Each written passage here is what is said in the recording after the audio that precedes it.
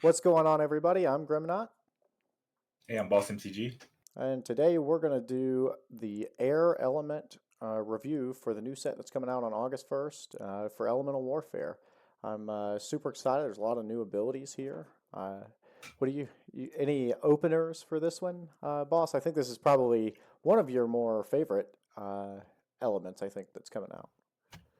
Yeah, we're gonna get into Tempest, which is a very kind of haymaker ability, and it's on a ton of cards. Tempest is going to be whenever you play that champion, it returns all your other champions. It gives the Tempest card +1/+2, so you're going to be able to rebuy a lot of good enter the battlefield kind of abilities and make a huge creature. And this is going to be kind of what is Air is going to be doing in Elemental Warfare. All right, well, before we get started, just really quickly, underneath my name and underneath Boss's name, you can see both of our Twitters are posted. There is a tweet that is pinned to my Twitter profile. I believe Boss has retweeted it, but we're giving away 6 packs of Elemental Warfare to one lucky person who goes on any of our videos that are on the Champions YouTube page and just screenshots that they've liked the video. And then you just take that screenshot and you go reply to my tweet with that screenshot and your in-game name. And then I will send you a starter pack and you'll get put into a drawing. As soon as the server comes back up live, I'm going to go live and then I will draw that name live on Twitter. So don't live on Twitch, excuse me. Make sure you don't miss out on that. I will announce it on Twitter in case somebody's not in the stream. But make sure you go do that. And I guess without further ado, let's get right into Tempest. We're going to start with our first card, which is Koof. It's a 3-mana 5/3 with the Tempest ability. Yeah, we keep diving into one of the strongest cards beginning of the video, which is pretty good. So you get 3 mana 5/3 with Tempest. When you play the Tempest, you probably want to get at least one more creature from whatever you have into your hand. So I could see this as like a baseline 6/5 for 3. That's okay. There are a couple cards you want to be Tempesting back. We'll get into them later. One is Flutter, which is a cheap Windsinker, and one is Ruin Skimmy, a cheap equipment for Air. But there are plenty of other things you can figure out to want to bring back with your Koof and rebuy it and make a 6/5 or maybe even bigger, a 7/7. Playing it baseline, probably don't want to be doing that. You're gonna play this in a Tempest deck and with a lot of cheap things and with intention of replaying your cheap things. Yeah, absolutely. I agree. We keep starting videos with like super strong like evolution chains or just really strong cards. It's interesting kind of how that's played out. Well, we'll keep it moving here. We'll go right into Slickor. Standalone with no evolution chain. This is a 3-mana 6/5 with Windseeker. Yeah, very comparable to Straw Bash, which was a 5/6 Windseeker from set 3. Um, it has more power, less toughness. I think it's a little bit weaker because it doesn't have an evolution chain, and it is at that break point of 5 toughness where you rather have 6. So you can get around Sanger, Earthquake 5, and Fungal Spores. But it will see play, especially when Straw Bash and stuff leaves standard. But right now, I think I just go with Straw Bash. Yeah, I think having that 6 toughness and having the ability to evolve in Windseeker again is just really good on Straw Bash. I'm not sure how much this will see play, but like you said, and we've talked about in many other videos, eventually those cards are going to rotate out. And Straw Bash and Berry Crane, I think, where some of the other videos we've talked about where things are going to rotate out that came from last set, those came from 2 sets ago. So I think this gets brought to the forefront much faster than, maybe some other cards.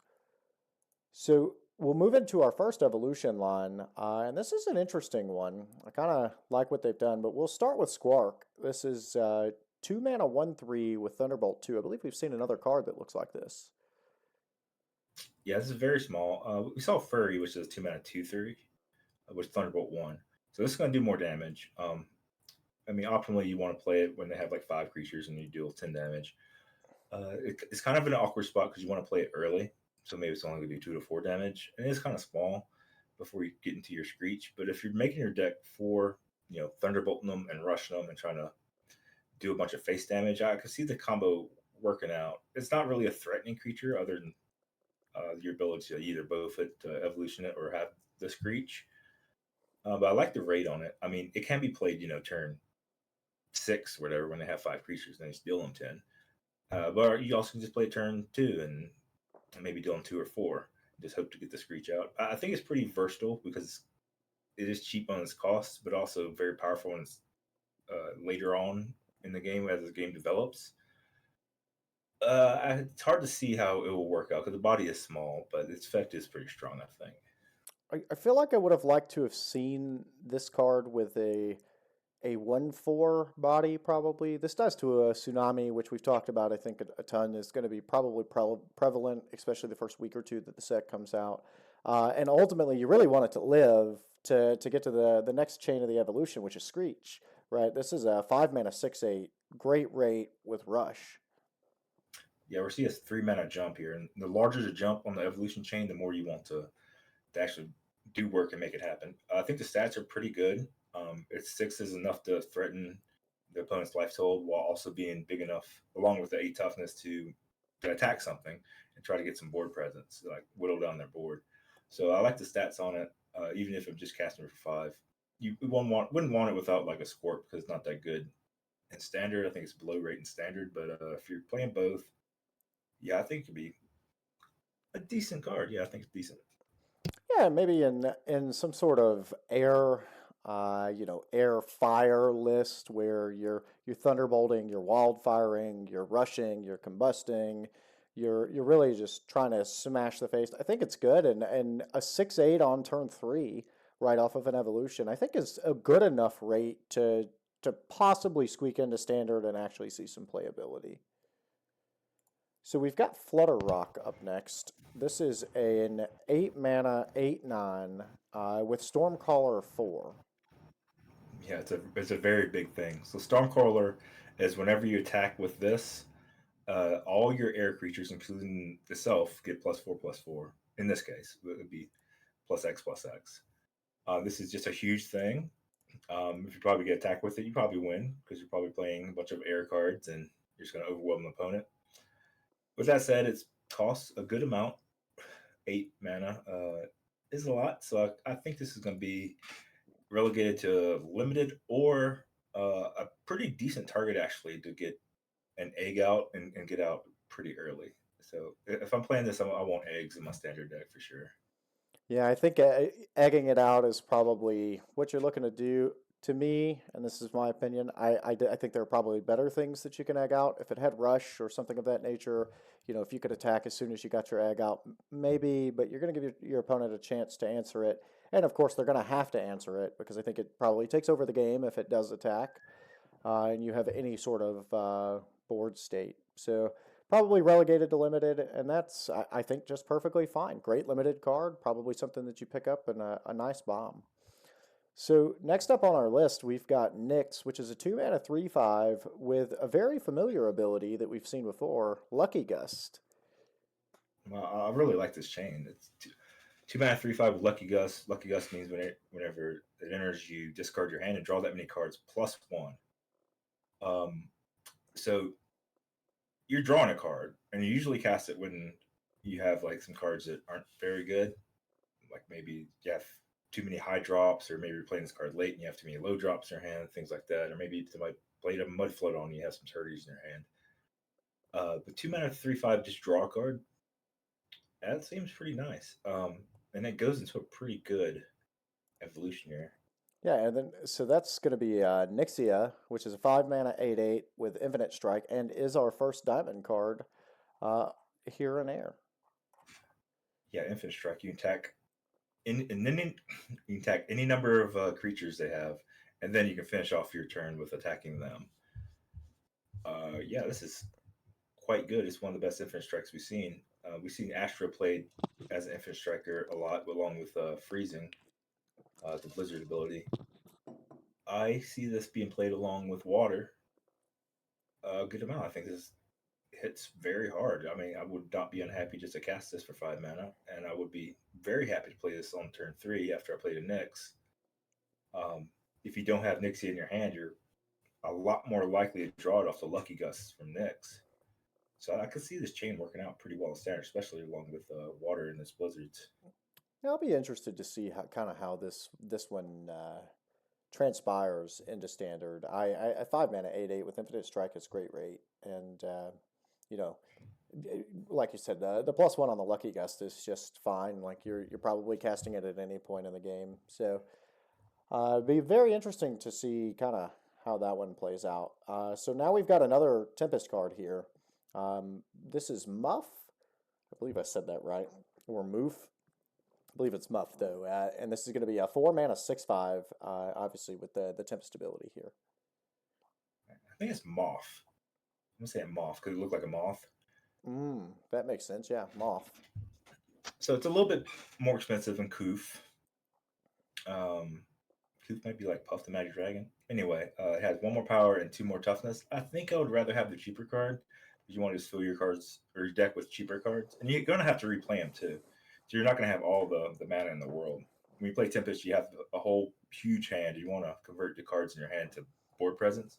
So the more expensive Tempest, I would lean toward playing the cheaper Tempest in this case, in the Koof instead of the Moth.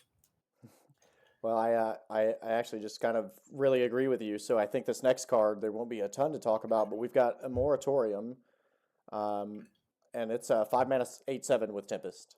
So very expensive here. Yeah, there's only going to be so many slots in your deck to fill with these Tempest cards. You want a bunch of them because you do want to have one when you play all your one, maybe even 0 drops if you have access some lilies. You do want to draw a Tempest, but there's going to be limited space for them. This costs more than the Moth. Has bigger stats as it should, but yeah, I would lean toward playing the cheaper Tempest and not play this one unless you just really need more Tempest, which I don't think you will. So now we've got Amphibi, and this is a 6-mana 6/7 with Thunderbolt 3. Yeah, Thunderbolt 3 is a lot. I mean, by the time you have 6 mana, they will probably have a good board. Optimally 4 or 5 creatures and do 12 to 15 damage, and the body is very serviceable. I don't know if you really make a Thunderbolt deck because that's really hard to do in Standard, but I think it's going to be just fine limited. Yeah, definitely a good limited target. I like that big 7 toughness too. Keeps it around a lot longer after you get your initial value out of playing it. So we've got Cluck and Cluckin for our next chain, and these are, I don't know, there's something about these that make me giggle. I don't know what it is. I like some of the meme stuff that exists in the artwork and the way that the naming scheme is. But we've got Cluck here. It's a 2-mana 2/8 with Berserk 4. Yeah, Berserk is whenever it takes damage for the first time, it gets that much power, and it can happen more, but I don't know how many times it actually happens in a game. But if you pair it with like some small earthquakes or whatever, it's also good defense against tsunami because it's hard to really target itself and it gets pinged along with the other stuff. 2-mana 2/8 is okay. That's 10 power and toughness total. So it's kind of on par with a lot of other 2-drops. I think this upside's pretty nice. If you can pick off like something with it. I mean, definitely if you can attack any 2-power thing or any 2-toughness thing, give this thing more power, then you're gonna be in good shape for your 2-mana card. But if that doesn't happen, the 8 toughness is kind of assuring that it will live alongside the fact that it has Berserker, so they don't want to attack it very much at all. And then we get into the Cluckin, which is pretty big and has a higher Berserker and a good rate on it too. Yeah, Cluckin's a 4-mana 6/9 with Berserker 5. Yeah, so you can play your Cluck on 2, maybe your Cluckin on 3, doing things. You're probably playing, if you're playing all these Berserkers, I would imagine you're pairing it with nature and want to have some small earthquakes going on. If that's the case, then yeah, the high toughness compared with the good Berserker number in 5 could lead to good stats just across your your mana chain as you keep going up from 2 to 3 to 4 to 5. So, well, when I I look think at it's okay. when I look at Cluck, right, I think about what's the strongest thing my opponent could do in one whack with, effectively 3 mana. And my only thought is like, well, I guess it could get Hydro Blasted. That's probably a thing. So at worst, I'm getting a 6/1 that's going to get to attack. Realistically, we're talking about a Tsunami where, you're getting a 6/5 for 2 mana, which I think is a great rate. when you kind of plug that in. And if you, like you said, if you're pairing it with some earthquake type abilities, you can get two triggers out of this, and you could really get somewhat aggressive going into your next turn, where maybe you play like Tyrek, clear the board, attack for 10, and then you evolve it right into Clucking.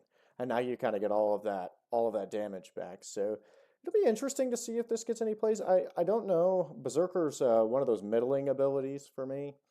Where sometimes I'm like, man, this can be really hard to deal with, and then other times I'm like, well, this just seems kind of meh, not really what I want to be trying to do. So I would like to see it squeak in. I don't think that it will, but again, probably resigned for limited, and I think that's something that we've seen a lot in air, specifically with this set. There are some really good cards for standard, but I feel like there's some really good bombs and limited from air as well. So we'll get into this next card here. This is one that, this chain, I believe, is one that you chatted about that's going to go well with Tempest. This is Flutter, and there is an evolution to this, but this is a 2-mana 1/3 Windseeker. Yeah, this is exactly what you want with Tempest. It's cheap cards that get value when they enter. So Windseeker is whenever this enters, you can target any card if there's evolution possible from your deck. So if you target itself, you can go get the Flutter Cube, or if you target Cluck, you can get Cluckin. If you don't have that in your deck, you can just draw a card. So you're getting your card up front. This is the cheapest Windseeker we've seen yet. And with Windseeker, the most of the value comes from not its body, it's from the fact that you can kind of guarantee to a reasonable amount that you can evolve cards you have in play as long as the evolution's in your deck. So Windseeker really smooths out your deck. It really gets that tempo advantage of the evolutions that it brings. So I wouldn't even worry about the small size of the card here. I think it's just going to be sweet. And at worst, you just target itself into the Flutter Cube. Absolutely. So one of the things I want to mention about Windseeker, and a lot of people I don't think know that it works this way, but let's say we play the Flutter and we target something like a Blightooze that's on our side of the field. So obviously there's no evolution to Blightooze, your Windseeker will actually just go and get you another random dark card. So it will get you the type of element that you've targeted out of your deck. So instead of, even though it's the text on the card actually says it will just get a draw, it says otherwise just draw a card or a random card. Windseeker works in such a fashion that if I count my cards and I'm later in the game, if I go target a Blightooze and I know that the only two cards I have left in my deck are Booger, for example, it will just go and pull your Booger because you targeted another dark card. So there are some very strategic things that can be done. It's one of my more favorite abilities, but I think there are some very strategic things and interesting decision points that Windseeker allows you to have. And then when you talk about Tempest, where you're going to be able to bounce it and replay it and do it again, it's going to make for some very interesting pivot points, I think, in games. But going into the evolution here that you spoke about, Flutter Cube, we've got a 4-mana 4/7 with Windseeker. Yeah, I think the cheaper the Windseeker is, the better, because you want to have the extra 1 mana to play your evolution on top of whatever you just targeted. So I like how it's cheaper than, say, the Straw Bash and the Barricade Chain is by 1 mana each, respectively. The stats are smaller, but I don't really care because I really want to just get that synergy advantage of getting my evolution on top of the thing and being able to look into my deck and have that consistency. So I like Flutter Cube quite a lot, especially with Flutter. So I wanted to ask, just while we're on this chain and we've been on the topic of Tempest and things to bounce, is there a world, and I believe the answer is yes, but is there a world where Flutter Cube doesn't get put into a lot of decks and Flutter just gets played a lot due to the 2-mana difference that's there? Yeah, definitely. I mean, I would start by playing 2 Flutters and 1 Flutter Cube in my deck, but Flutter is just so efficient with Tempest, and it's just like one of the most efficient Windseeker cards ever printed. So Flutter is definitely going to see a lot more play. I would start with 1 Flutter Cube, but I could easily see that being cut if it wasn't efficient enough. Fair enough. So next up, we've got a 3-mana 5/5. I believe this is Geo, just Geo, and it has Aegis. Very pretty art. Yeah, good art. Not that great of a card, I don't think. I think it's a little bit below par for a 3-mana Aegis card. Yeah, I just don't like the stats here. I don't think you'll see any constructed play. Yeah, I'm of the same volition. We've seen much better things. 2-mana 4/5s with Aegis. Getting them in one turn cheaper. So Not much more to say about that one, I think. So we got another diamond card here, and unlike many of the other cards that are similar to this Dracole that you're seeing on your screen, I think this is going to see play. And this is, Dracole's a 3 mana 4/6 with Elemental Fury. Yeah, Elemental Fury is a good attack an additional time for each other air champion you have. Every champion or every element has gotten an Elemental Fury of different sizes and different casting costs. Um, I don't know where this would see play. Maybe you do. I'm thinking like air is kind of a go tall kind of thing with Tempest, but that also will mean they'll have a lot of cheap things, cheap air cards. So maybe this will attack several times.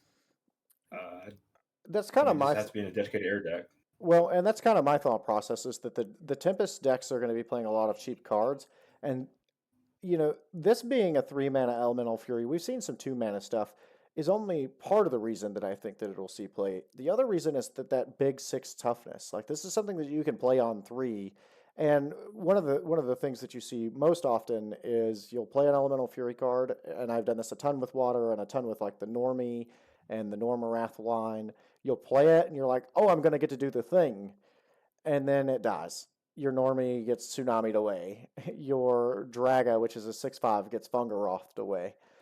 This is something that is going to be much harder to deal with, and I think it has more sticking power because of that big 6 toughness behind it. And there's a world where you get to go, oh, I don't have my Tempest card, but I have all of these other things. I get to play a card on 1. I'm, Windseekering on 2. I play this on 3, and we've kind of looked at a lot of the cards, but a lot of cards with a lot of toughness on the back end that are just very difficult to deal with. And then this is going to get, 1, 2, possibly 3 attacks in by the time that you get down to your turn 4 when eventually this could attack. So I do think that there's a world where this sees some play. I think it has the best potential of all of the cards, all of the Elemental Fury cards that we've seen, probably to see some sort of play. And most of that is just because of the survivability. So next up we've got Butter Skull, and it's a 3 mana 3/8 with Whirlwind 8. As a butterfly skeleton. That's kind of cool. Yeah, Whirlwind bounces anything with 8 toughness or less. Um, Decent rate. It's going to bounce anything on turn 3 for sure. And it's going to bounce most things throughout the game. I mean, you have a couple of 9 toughness things in the game. That's kind of the max unless they try to make it even bigger on toughness. So it's going to bounce anything. I think it's fine. It doesn't have an evolution, which kind of is a drawback for it. It's not like we saw Bubby at 2 mana as a 2/3 at Whirlwind 5. It's probably what you want to be doing because it has that evolution chain and this doesn't.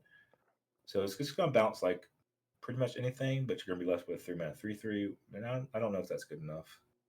Yeah, I was trying to think in my brain if maybe this could get played in some of the Tempest lists, but I think right now there are just better, cheaper Whirlwind targets that if you want to be able to play something and bounce it and then Tempest it back to your hand to be able to reuse the ability, there are probably just some better cards out there than this. And the body's just not something that I'm super thrilled with, right? I'm probably just playing Krug or Bubby or literally anything else that has more than 3 toughness. So um, yeah, I guess we'll keep it moving right along. We're kind of flying through these a little bit.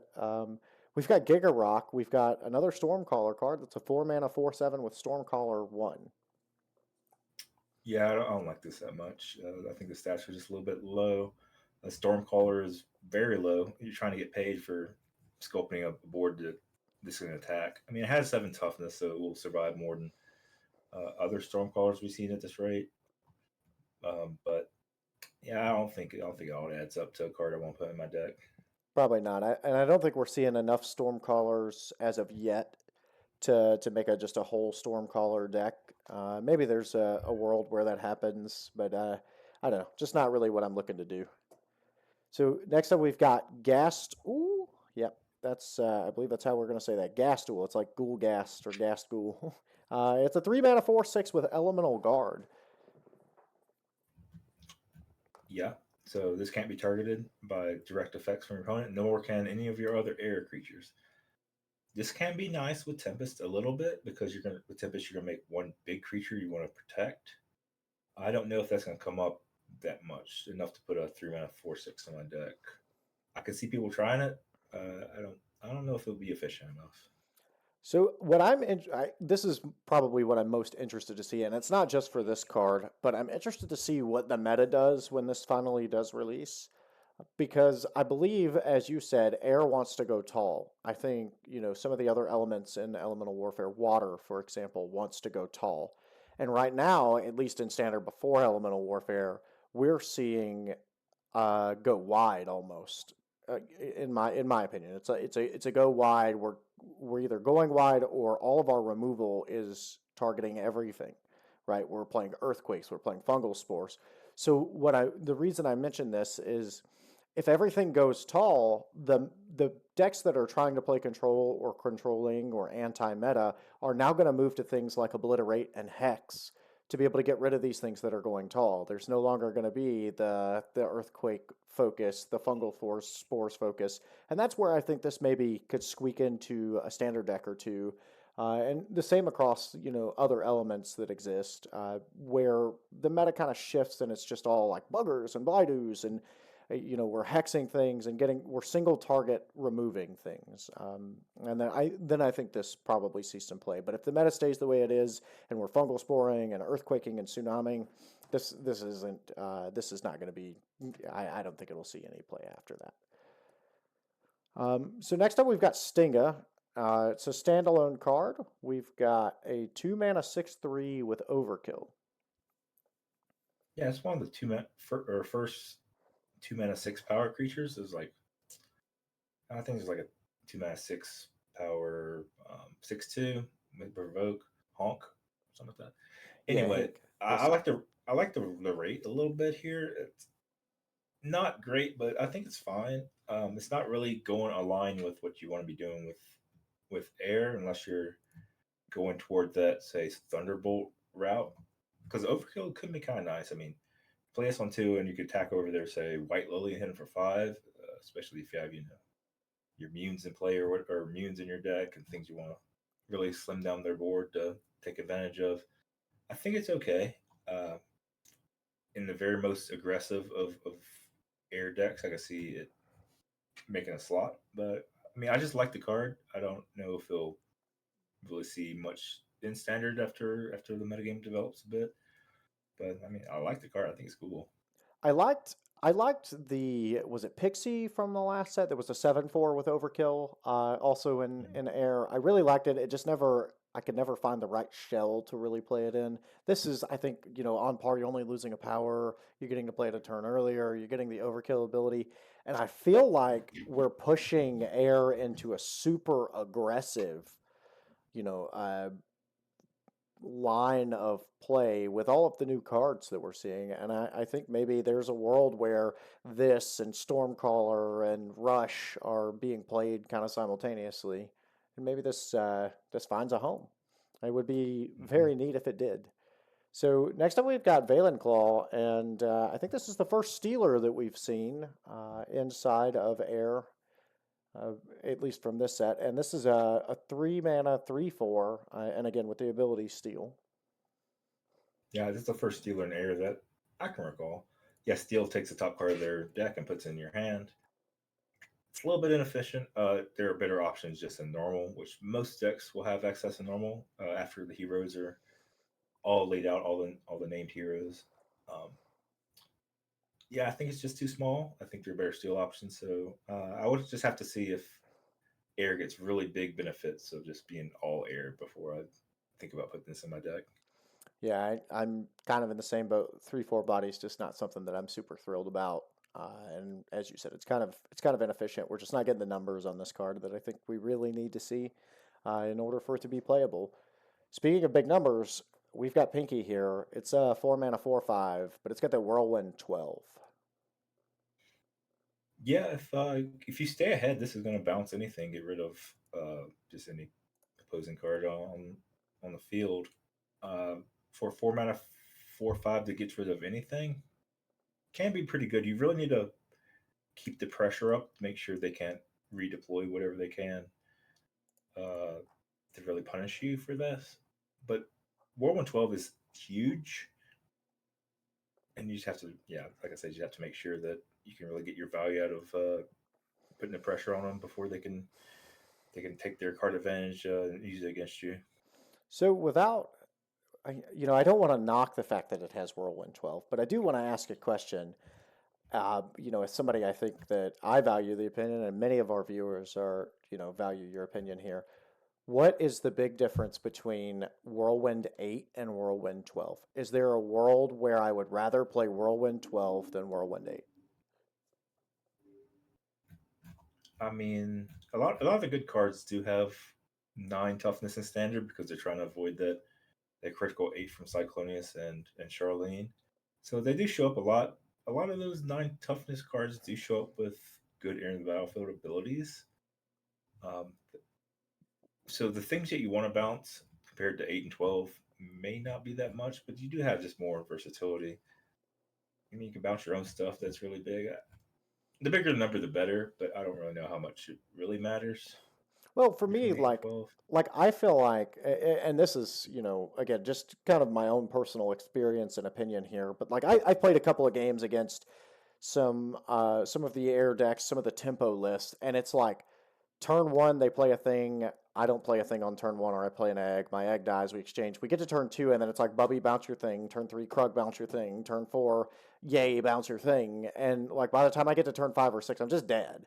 Like I've played things, but my things have been inefficiently or efficiently bounced back to my hand. Like I haven't gained, gotten ahead on board from playing my things, and I've kind of been tempoed out of the game. And I feel like that's where Whirlwind is kind of at its best and where Whirlwind 12 might come in, you're talking about like some of the best things have over 9 toughness. Well, am I really trying to play Whirlwind in some form or shell, on turn 7, 8, 9? Or are you really trying to just get it in there at like turn 4 or 5, bounce a thing and get a huge tempo swing out of it? And that's why I kind of asked the question, is there a big difference between 8 and 12? Like, yes, 12 can help you bounce some of the really big things like, Urgok or Blightoos. And it never feels good to bounce any of those things. As you said, they have great enter the battlefield. As soon as they come in, they're getting a second trigger of a hex, of an obliterate, of a what is it, Cyclonius ability where you're dealing 8. I forget what it's called.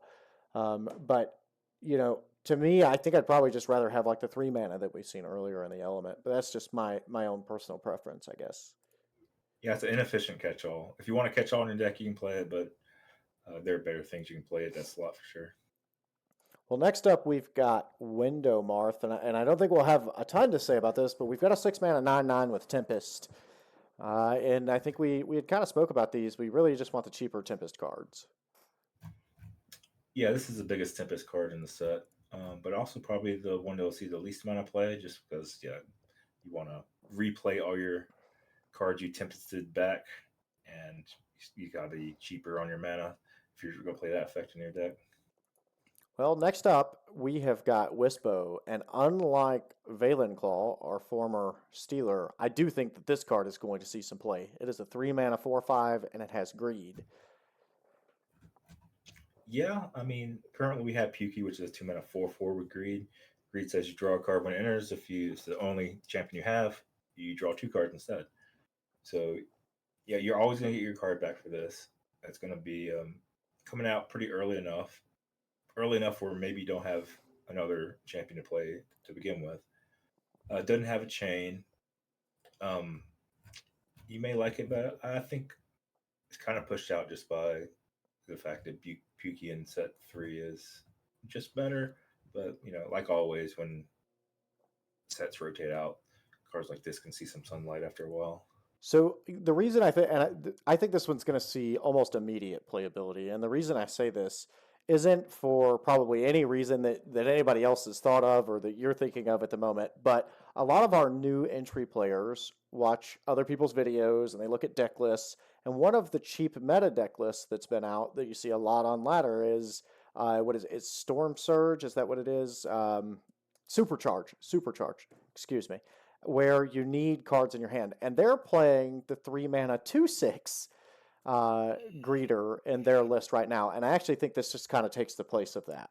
I think that there's a world with the Stealer and some of the stuff that's, you're already in this element where, you can play normal, you can play this, and then maybe they can branch out and move away from nature and move into, dark or something of that nature. So I do think that this will see some, there will be at least one deck that's immediately benefited from this card coming out. Yeah, maybe. I guess to debate that, I think Fire has Greed as well, and also has Hmm. more supercharged cards. So I would see Fire being paired with the previous supercharged cards more than this one. Well, the only reason I mention this is because lightning had been merged into air. So your Thunderillas and like you're already playing the element that exists here. So maybe you move away from nature, you move into fire. Maybe that brings in, other cards. Just the fact that it's already in the right element is the only reason I think that it could see some immediate play. Yeah, good point. All right, moving on. It's a good little debate there. We've got our first zapper of the video. We have Chofa, and it's a 4 mana 6/6 with zap. It looks like the only Zap in the set. So Zap is when it enters, deals 2 damage to 2 different opposing enemies, including the player, and those are at random. So Zap, it can be good if you really whittle down their targets and they have 2 toughness creatures, and even if they're low life, it's just sometimes it's hard to really make that happen. Um, with that said, I think it's a fine card for limited. I mean, the rate is okay. 4 mana 6/6, you do 2 damage to 2 different things. It happens again whenever it attacks too. If it attacks the player, it happens again. If it attacks something else, I believe it has to survive the exchange, the combat to get the zap off, but maybe not always. Don't quote me on that. But it looks like it's just kind of okay. I kind of just like having a zap ability on a creature in the set. I think the card's okay, but it's not going to really make waves in standard, I don't believe. Yeah, no waves to be made there. I do like the body, and I think it's one of the better zapping bodies that we've seen for the 4 mana department. I think the other 4 mana was like a 3/5 zapper. So I do like the body. I just don't think it's going to make a ton of waves. Maybe it'll squeak in. I guess that's to be determined. Let's see what everybody comes up with. So next up, we've got Freedom, and it's a 3 mana 4/4 with Stormcaller 1. Yeah, it looks pretty small. I think we see like it just calls for a 4/3, like hoo. I don't know how many who's are in there. There's a lot of them. A lot of Anyway, who's. they had like Stormcaller 3. I think you just want the big Stormcaller numbers or bigger stats. You're not really getting either in this, so I think there are better options than what we see play. This card art is beautiful, of course, but yeah, Yeah. I don't think it's going to see much. Don't think it'll see much. So next up on the list, we've got Venom. And this is a 3 mana 6/7 with Provoke. Yeah, quite interesting. One of the few, if any, provoke cards from Air, and the stats are really big. I mean, we've seen like with Stone Guard and things like that just out of normal, like 3/9s for this. But this rate is really high. 3 mana 6/7, just kind of good on its own. It kind of forces everything to attack it. Provoke means you have to attack it and have to target everything onto opposing provoke cards before you can do anything else. I think this card is going to fit a good amount of roles, especially and an element doesn't really have access to this, doesn't have access to provoke, and an element that wants to go tall with the Tempest, you really want to kind of protect the queen kind of thing. So I think it's gonna see some play. I think it's got nice. Absolutely. And when I just do quick math, I think about Sluggernaut, for example. I think he's a 4/9. Am I correct, or is it 3/9? Stone Guard also, I believe, is a 3/9. So both of those are getting like 12 total stats, right? Your power and toughness added together. This one's getting 13. And you think about like some of the provokers we've seen from the last set. We had Hink, which was a 2 mana 6/2, but he evolved into Hinchhonk, which was an 8/4, only 12 number stats, right? 12 total stats for 4 mana. This is getting 13 for 3, and I think that rate is fantastic. So Yeah, I'm very, we've seen vanilla, like no ability 3 mana cards being printed with, 6/6, with just, even 6/6, no ability.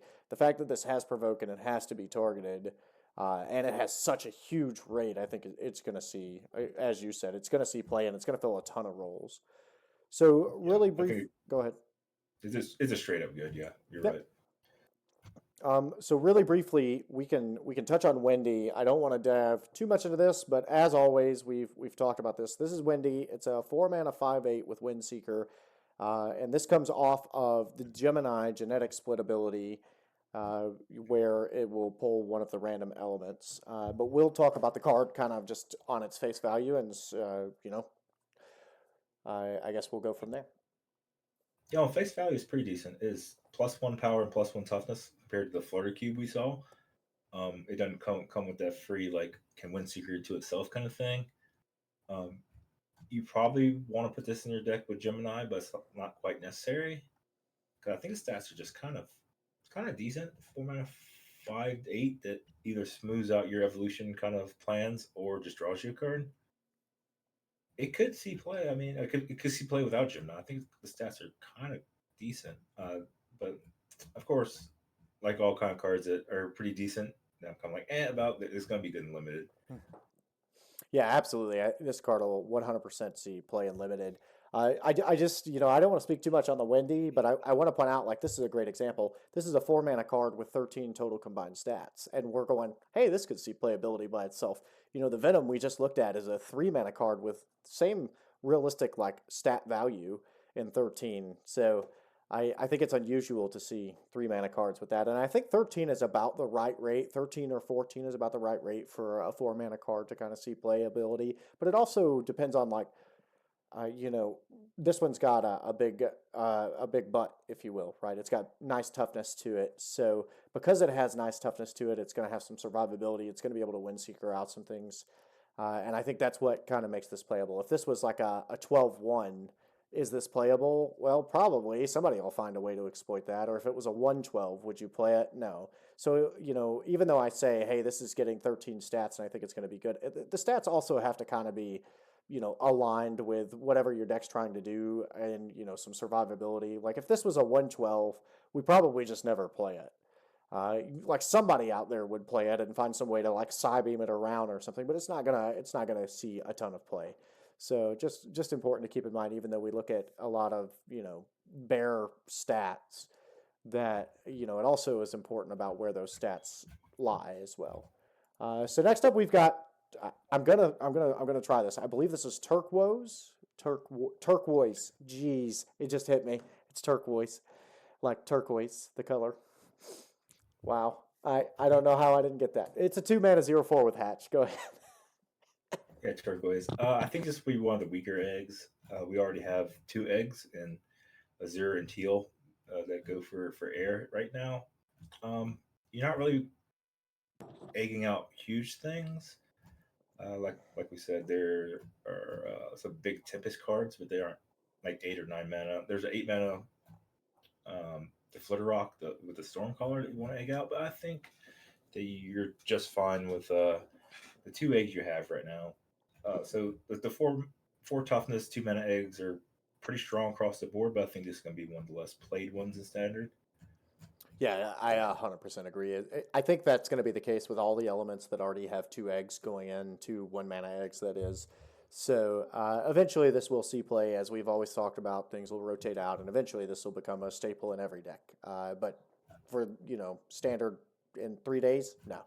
I just don't see it. So for now, I'm changing up the order on us here, boss. So we're gonna go backwards here because I don't want to end on a sour note. So we're gonna quickly touch on the Teal Lily, which I have up on the screen now, which is a 0 mana 0/1 Windseeker.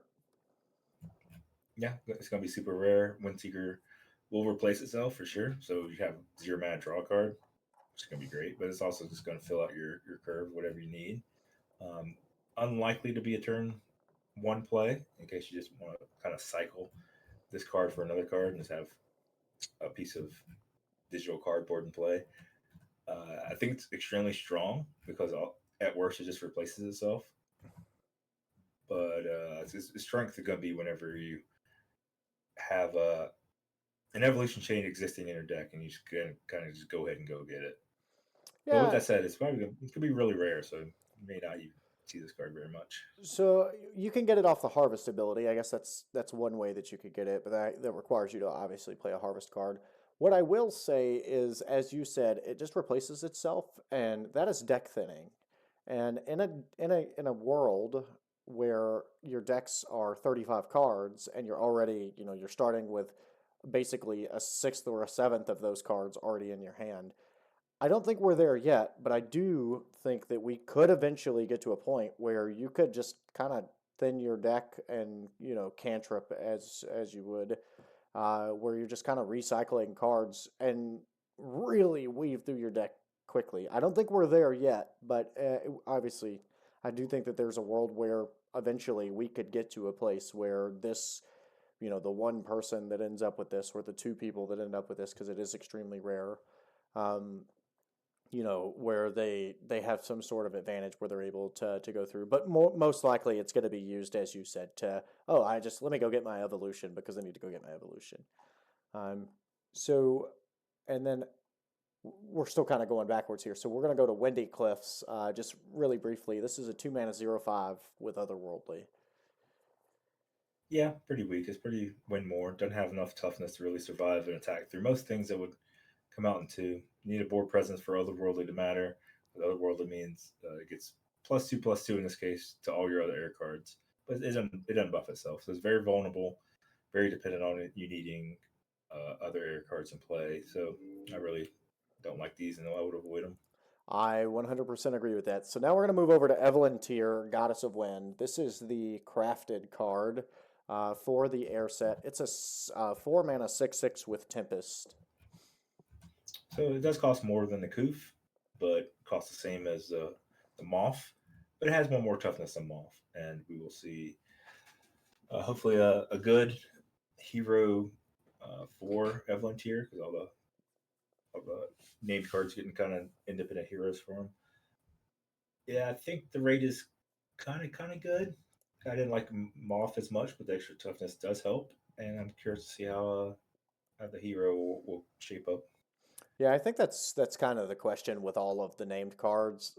I feel that both of us have kind of refrained from going like this card's going to be really good, or I really don't like this card because we just don't know what the hero is going to bring. If for all we know, this hero could come out and be super super strong, or it could come out and nobody ever play it. And until we really get 100% factual information on any of that, I just don't think that there will be a real way that we can give you any tremendous value on an opinion on the hero. I think at face value, rate's fine. So with that, we're going to move into what I believe you think is the strongest equip card in the entire set, and this is the Runed Skimmy. RuneScape reference for any of you guys that play RuneScape. It is a 1 mana 0/1 with the equip ability to give one of your cards Infinite Strike. So interestingly, this is the only one mana air card in the whole set. And the cards that have Tempest are really begging to have as many one mana cards as you can get. Just Infinite Strike given to a champion is extremely strong on its own. It can target most things that have a relatively balanced power toughness. They usually would want more toughness. You can just do that and get like some variety of kill a thing, attack them. This is really good with the rock solid ability out of nature because that does not take retaliation damage, so you can mow down their whole board and then finish off with attack to the face. I think it's gonna be hard but really interesting to maximize wanting to put this card in your deck along with the Tempest. But since this is the cheapest card in the set, Gen 5 alone in air to really bounce with the Tempest and really pairing that with things that work with it. If you don't go into nature with the rock solids, or you can go into something like air and water with the blizzards and really mow things down. Kind of have this as more copies of Astro in your deck. I think it's powerful in a very wide range of decks. I think it's just powerful just on its own for one mana. I think this is the best air card in the set, in my humble opinion. But it will really need to see. I think it can go into like the best decks if what I'm trying to say. I think the ceiling is extremely high, and I think it's very likely this will end up in some of the best decks. And if it doesn't, then I mean, it's going to end up kind of everywhere in some good like B tier decks. It just works really well with Tempest. Works really well to Rock Solid. They're pushing. It just works really well with Blizzard, and it's so cheap, so it's hard to go wrong with such a cheap card with such a powerful effect. 3000% agree with you. I think it's the best air card in the set. I'm close. The more I think about this card, the more I inch it to being the best equipment in the set. Obviously, I have my biased opinion towards the the water equipment. I think could see some memeability, but I think there are some other good equipments. But the fact that this card costs 1 mana is, I think, bozo banana nuts bonkers. Anytime something costs 1 mana and you can find a way to cast it multiple times, I think it's fantastic. As you said, I think the ceiling for this card is very, very high. And what I will say is, I believe that the best players find the best cards that have the highest ceiling, and in order to be successful, the people that are playing the game right now at the highest levels are maximizing the ceilings on very good cards. For example, eggs, being able to maximize those into Valgrubs, or what's the best shell to play my fungal spores or my booger. And I find that, kind of along the lines with what you said, this card's ceiling is fantastic, and the floor is not really that low, because the card, I think, is just good in general. So I think that it'll be played in a lot of different decks, and I think some of the best players will find the best ways to maximize this card. And once it's figured out what the best way to optimize a list is with this card, I think it's going to see a ton of play. Right, right.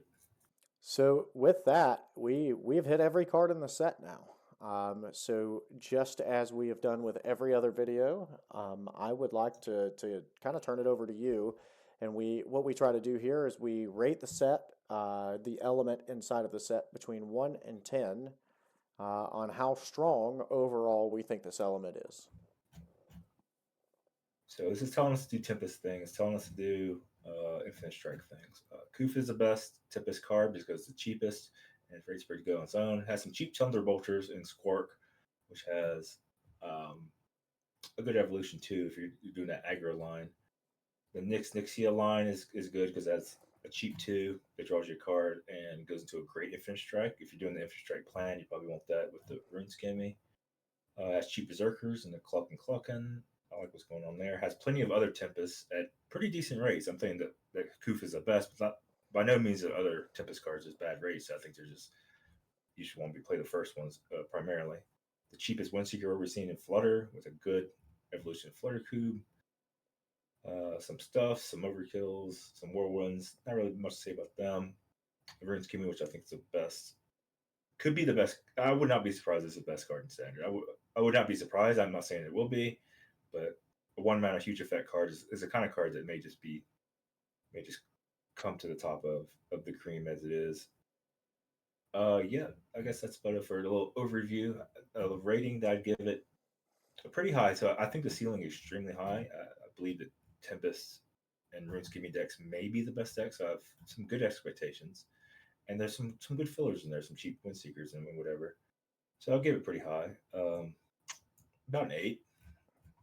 So I am, I guess, not as thrilled, I guess, about this, knowing that the set, I guess, everything that you said, I think, was super true. What I will say is that, knowing internally previously that the Tempest was a lot stronger and that some of these cards were a lot stronger, that kind of sets it back a little bit. I have high expectations and high hopes for this.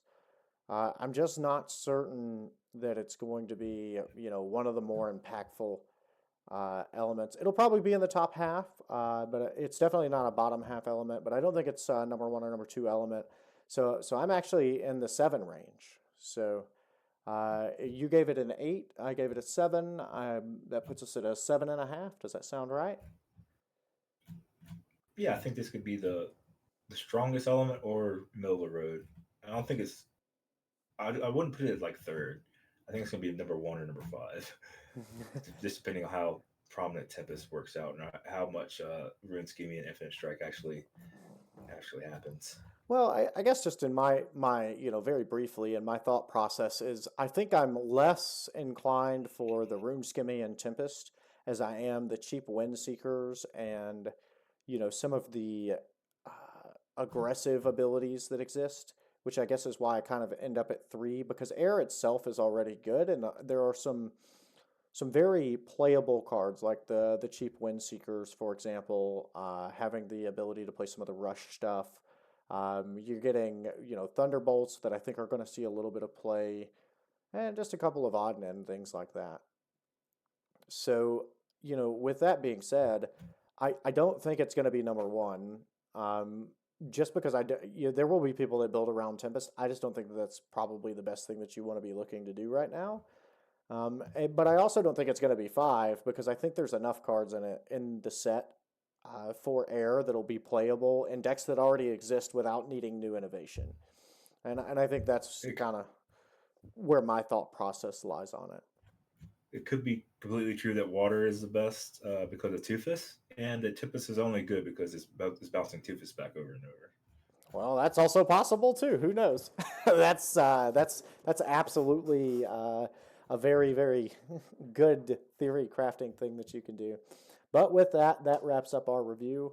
Again, underneath my picture here and underneath Boss's picture, other way, Boss is over here. So underneath his picture are both of our Twitters. Make sure you go sign up for our 6-pack of Elemental Warfare giveaway that we're going to give away on set release day, which is August 1st, 2024. The server will go down for 24 hours prior to the set coming out and being live. I believe it'll open back up at 0000 UTC, which is 7 Central, 8 Eastern, 6 Mountain, and 5 Pacific. I think I did that right. So just check the Discord if you don't have it. All of those links should be underneath the video in the description. But yeah, so I'm Gremknot, and that's Boss MTG, and we appreciate you for watching our review of Air. Thanks, guys. Yeah. Thanks, everyone.